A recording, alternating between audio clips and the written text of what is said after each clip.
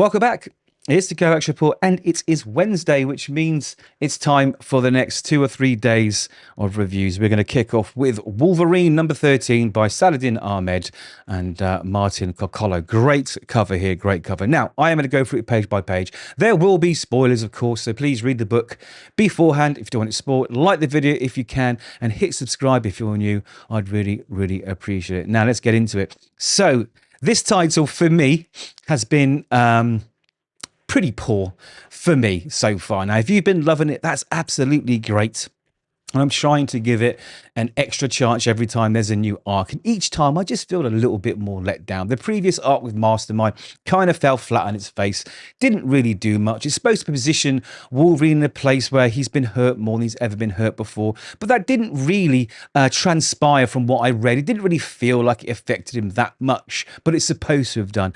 Anyway, this new arc, or rather one-shot, because it is a one-shot story, called The Clawfather of all things, because of course this is a mafia story, right? And in it, Wolverine becomes the Don of a mafia family. So they put this, I don't know, what would you call it? The most typical slogan on the front of the cover, and it just diminishes everything immediately, right? It did for me. And that's just the front cover, and it's a gorgeous cover, right? But the Clawfather, could you not have come up with anything else? You're the house of ideas. You're supposed to be the best writers on the planet. The Clawfather, to obviously make a nod to the Godfather. Now, I come from an Italian family. My name is Angelo, okay? And the Godfather, as well as being one of the greatest movies ever made, in my opinion, I've seen it a million times. You know, I know it inside out. I understand that world. I've read every book there is to read. It's kind of part of the course of being Italian. You have to know what came before, right? So I'm already disappointed. Very disappointed. Anyway, let's get into this book. Now, this is a continuation of a backup story from House of M, Giant Size number 1, that recently just finished. And basically what happened was I think in the 1920s, 1940s, something like that, Wolverine was sent from Madripoor to guard a mafia don. Okay, and one day they are trapped inside a hotel room, and the rival family is busting in with many men trying to assassinate the Don, and Wolverine's there protecting him. So he takes the bullets and he proves himself worthy. All the other gunmen, or rather bodyguards, have run away, and the Don, who is an immigrant who came from Italy to America to build his fortune, you know, he speaks with the most eloquent, I would call it British professor dialogue, right? His dialogue and his vernacular is so overly educated and prim and proper. Now, I don't know if that's supposed to suggest that the man, you know, has come from the farm and now has climbed the ladder and become something much better. But it's so unrealistic. The dialogue was so unrealistic for an Italian immigrant, no matter how much he climbed the ladder. And it was off. Anyway, long and short of that story is this. Wolverine was protecting him, but the old man knew it was time to say goodbye and wanted Wolverine to take this signet ring, which has some great significance within that family, to his son, so his family could carry on the legacy and become the new Don. And that's what happened. Now, Wolverine forgot to do this, or rather something happened, and it didn't happen for many years, okay? Many years. And then one day he decided, when he got his memories back due to the sort of the whole House of M incident, he remembered this ring that he kept for, I don't know, 50, 60, 70 years, and he took it back to the then leader of that mafia family, who happened to be a woman, right? And she says, oh, thank you. And he's like, listen, I should have done this years ago. I owe you a favor. Take my number. If you ever need a favor, give me a call. And this is where this story picks up. Long-winded, I know, but you've got to know the background. So Louisiana, Wolverine is trying to drown his sorrows after what happened with Mastermind, in the previous arc, with many bottles of booze. And because of his advanced healing, he can't get drunk, basically, or it takes such an insane amount of alcohol that he's just sitting there feeling sorry for himself, right? And he's realizing that he needs to talk to somebody. And then a friend appears, you know, just like that. There just happens to be a friend appear, Nightcrawler, to come and speak to him. And he's like, I don't need anything. But yes, I do. I really need to talk to someone. That person could be...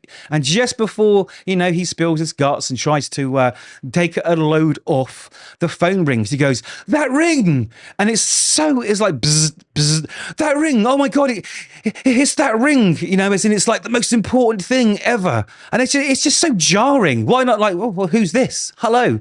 And when has Wolverine had his mobile phone sticking out of his costume ever as well?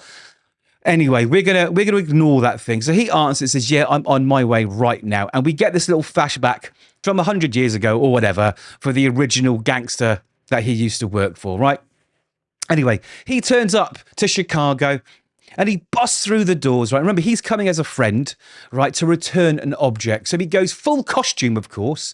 And as soon as the guards outside get a bit funny with him, right, he crushes through the door, knocks them all out. They start fighting, of course. And then she turns up and says, oh, it's my guest. And we're introduced to Donna Angelina Andiamo, right? Now, she is the Don of the family.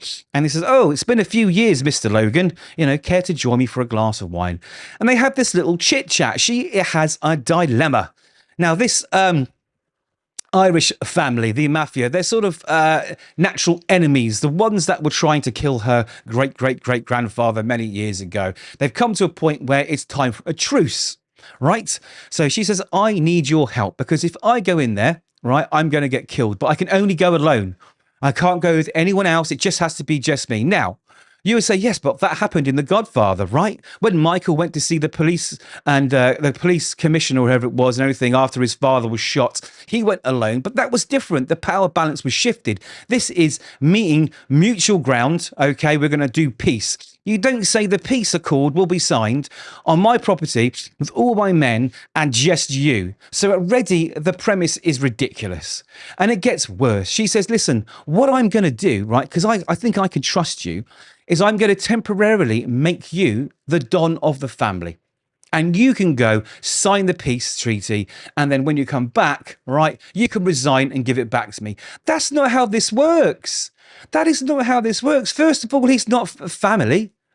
Secondly, he's not Italian. And three, that's just not how it works. It just doesn't work that way. There would be an uprising within that family. So the premise is absolutely ridiculous right from the beginning. Anyway, so remember, there is a peace treaty meeting. So off Wolverine goes to this peace treaty meeting, dressed like, you know, Marlon Brando, of course, yeah. And he's there, and all the bad guys, they're ready to sort of get shooting. But it's a peace treaty, right? So what does he do? Does he say, hey, I'm here for the peace treaty? No. He smashes the door in. How do you start a peace meeting? By smashing the door in and then fighting all of the people there. He even just so happens to get flamethrowered, right? Because they just happen to have one sitting in the hallway, right?